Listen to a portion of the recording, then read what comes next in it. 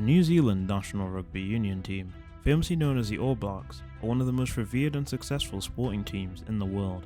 With a rich history spanning over a century, the All Blacks have not only dominated the sport of rugby, but have also left an indelible mark on global sports culture. Today, we delve into the captivating history of the All Blacks, exploring their origins, accomplishments, cultural significance, and enduring legacy.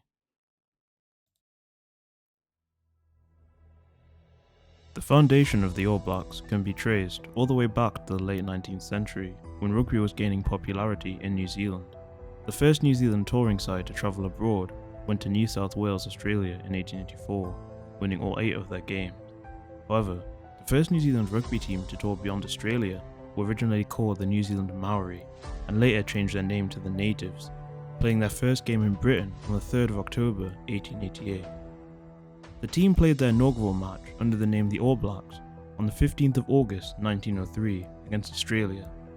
They were victorious 22-3, and this game began a tradition of fierce trans-Tasman rivalry. In the early years, the All Blacks showed remarkable prowess on the field, consistently defeating opponents from around the world. However, it was their first international tour in 1905 and 1906 that truly showcased their dominance. The team toured the British Isles, France and North America, winning 34 out of 35 matches and earning widespread respect for their exceptional skill and sportsmanship. This iconic name, the All Blacks, originated from this unthrilling tour, with the Express and Echo in Devon, England, first mentioning it, saying, "The All Blacks, as they were styled by reason of their sable and unrelieved costume, were under the guidance of their captain, Mr. Gallagher, and their fine physique favourably impressed the spectators." By 11th of October, the Daily Mail by Buttery had also picked this up and referenced the All Black play and its complement, All Black camaraderie. From then on, the new name gradually won acceptance, so much so that by early November, following the match with Surrey, on the 1st of November, the Daily Mail made direct mention of the All Black team that everyone is talking about. Although the new name caught on so quickly in Britain, its acceptance in New Zealand was much slower, with Telegraph still addressing the team as the Colony's football team or the New Zealand football team. It wasn't until the day of the team's arrival at Auckland on the 6th of March 1906 that the Herald headed its report of the official function of welcome with a bold double-column caption reading, "Return of the All Blacks." Meanwhile, throughout the country, special shop window displays to mark the return of the All Blacks suddenly appeared. The All Blacks had indeed arrived. Before we continue, I want to address one of the most recognisable and symbolic aspects of the All Blacks' identity, the haka. The traditional Maori war dance performed before each match was first introduced by the original All Blacks in 1905. The haka serves as a powerful representation of New Zealand's indigenous culture and has become an integral part of the team's pre-match ritual. It instills a sense of pride, unity and intimidation, setting the tone for the upcoming battle on the rugby field.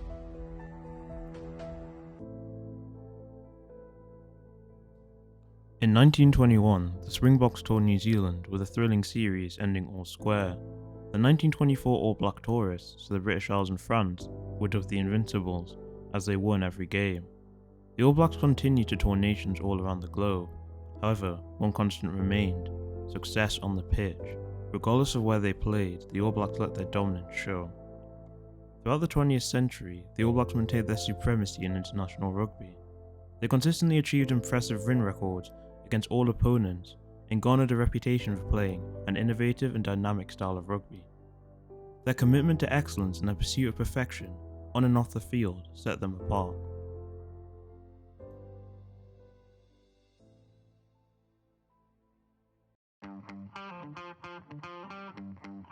New Zealand hosted and won the inaugural World Cup in 1987, beating France 29-9 in the final.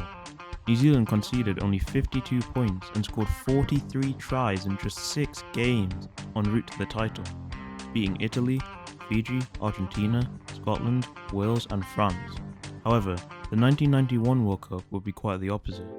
With an out-aging squad co-coached by Alex Wiley and John Hart, the All Blacks crashed out in the semi-finals to eventual winners and bitter rivals Australia.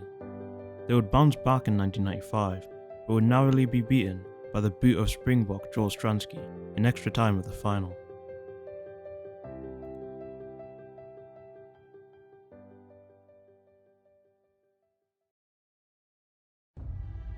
Though 1995 was a heartbreaking moment for the All Blacks, it was a new beginning for rugby as a whole through the professional era. Later that year, a new tournament, the Tri-Nations, was formed between New Zealand, South Africa and Australia. The next 3 seasons saw mixed results for the All Blacks, who won all their Tri-Nations tests in '97, before losing the title for the first time in '98. That year, the All Blacks lost all 5 tests in the Tri-Nations and Bledisloe Cup series, the first time they had lost 4 tests in succession since 1949. A year later at the Rugby World Cup, the All Blacks would once again crash out in the semi-finals to a formidable French side. As a result, their coach John Hart subsequently resigned and was replaced by co-coaches Wayne Smith and Tony Gilbert. With the All Blacks unable to reclaim the Bledisloe Cup, their coaches were replaced by John Mitchell, who helped them regain it in 2003. With the World Cup on the horizon, it looks to be the perfect stepping stone for the All Blacks, except they crashed out again to their bitter rivals Australia, 10-22 in the semi-final in Sydney. Following the team's lacklustre showing in the tournament, New Zealand Rugby Union terminated Mitchell's contract and installed Graham Henry as national coach.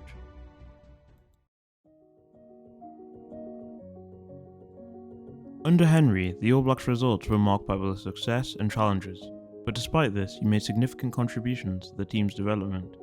The 2004 season saw the All Blacks record wins against new world champions England, as well as France. In 2005, the All Blacks hosted the British and Irish Lions, winning all 3 games easily, with a young Dan Carter turning in a masterclass in the second test. That same year, they also won the Tri-Nations and achieved a second Grand Slam over their home nation, for the first time since 1978. The following year, they again took the Tri-Nations series after winning their first 5 matches, 3 against Australia and 2 against South Africa, and ended the year with strong away wins over France, England and Wales. Successfully defending their Tri-Nations series in 2007, this set up the All Blacks well for the 2007 Rugby World Cup, where they entered as favourites. Topping their pool, they looked on course for Rugby World Cup glory, in an unfortunate turn of events, were stunned by a fantastic French side in the quarter-finals. Despite this disappointing defeat, the New Zealand Rugby Union would stick with Henry and his staff, which would prove to be a fantastic decision, as despite losing the 2011 Tri-Nations after a loss to Australia, they still entered the Rugby World Cup in 2011 as one of the favourites. Once again, they remained undefeated in their pool, facing a familiar foe France in the final. It proved to be an intense, cagey affair, with the All Blacks coming out victorious thanks to a penalty to win their second World Cup 8-7. But to everyone's surprise, Henry stepped down as coach and was replaced by his assistant, Steve Hansen.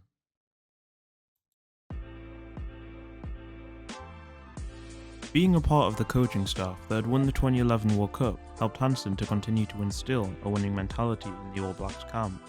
The All Blacks continued to blow away teams, winning the newly expanded version of the Tri-Nations or the Rugby Championship in 2012 and 2013 respectively. By November that year, the All Blacks were the first rugby nation in the professional era to achieve a 100% win record in a calendar year, a record that still stands to this day. At the 2014 Rugby Championship, the All Blacks would draw with an up-and-coming Australia side, and a year later they would finish runner-up to their bitter rivals. But it would be on the grandest stage of them all, where the All Blacks would let us fans know to never write them off. The All Blacks went undefeated in their pool matches. They then swept aside France 62-13 in the quarterfinals, narrowly beat South Africa 2018 in the semi-finals, and convincingly overcame their bitter rivals Australia 34-17 in the final, to become the first nation to retain the title and the first to win the Rugby World Cup 3 times.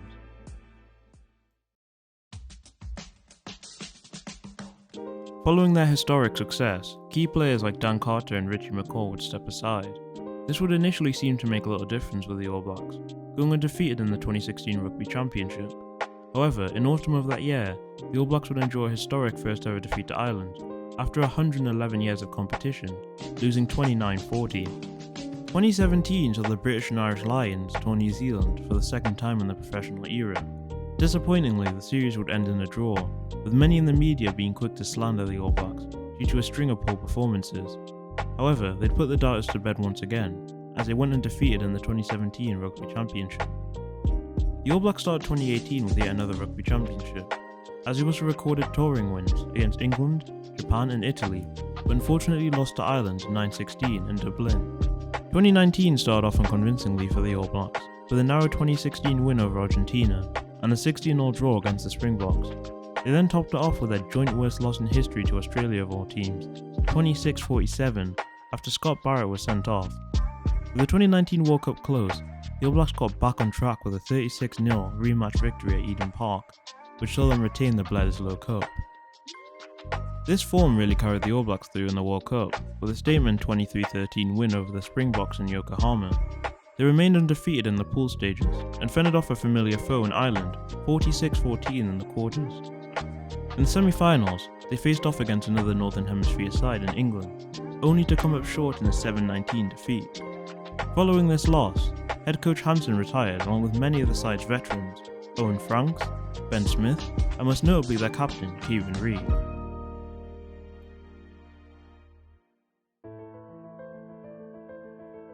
Following a disappointing exit in Japan, the All Blacks were determined to bounce back with the appointment of Ian Foster. Due to a worldwide pandemic, the 2020 Rugby Championship was cancelled, and in its place, a Tri-Nations tournament was held, with the All Blacks winning the Bledisloe Cup by experiencing their first ever defeat to Argentina. The All Blacks ended one of their worst seasons to date, with 3 wins, 2 losses and 1 draw. In 2021, the All Blacks dominated with victories over Tonga, Fiji and Australia to retain the Bledisloe Cup. They won the Rugby Championship with 5 wins and 1 loss. On their Northern Hemisphere tour, they finished with 3 wins and 2 losses, to Ireland and France respectively. The All Blacks lost a 3-test series to Ireland, marking the 3rd consecutive season with back-to-back losses. In the Rugby Championship, they suffered 3 consecutive losses before regaining form with wins against Argentina and Australia. The All Blacks concluded the season with an end-of-year Northern tour, finishing with 8 wins, 4 losses and 1 draw, their worst record since 1998. 2023 started with the All Blacks winning the shortened Rugby Championship, as well as retaining the Bledisloe Cup and Freedom Cup. At the 2023 Rugby World Cup, the All Blacks suffered their first ever pool stage defeat to France, but reached the final, losing narrowly to the Springboks. The season concluded with 9 wins and 3 losses, marking the end of an Ian Foster era as the All Blacks head coach. The All Blacks' influence extends beyond the realm of sports. They embody qualities of resilience, teamwork, humility and respect that resonate with people from all walks of life. The haka, in particular, has become an iconic representation of New Zealand's diverse cultural heritage. The team's success has united the nation, provided a source of pride, contributing to a sense of national identity. Furthermore, the All Blacks' commitment to community engagement, charity work and promoting social causes has endeared them to fans worldwide. They've consistently used their platform to inspire positive change and contribute to the betterment of society.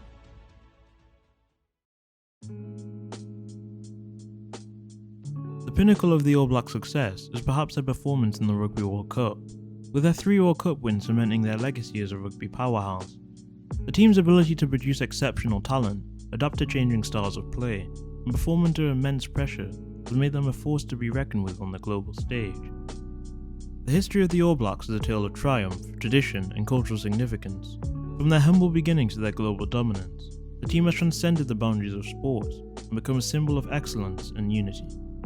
With their enduring legacy and commitment to both the sport and their community, the All Blacks continue to inspire generations and remind us of the transformative power of athletic achievement. Well, you've made it to the end of yet another video.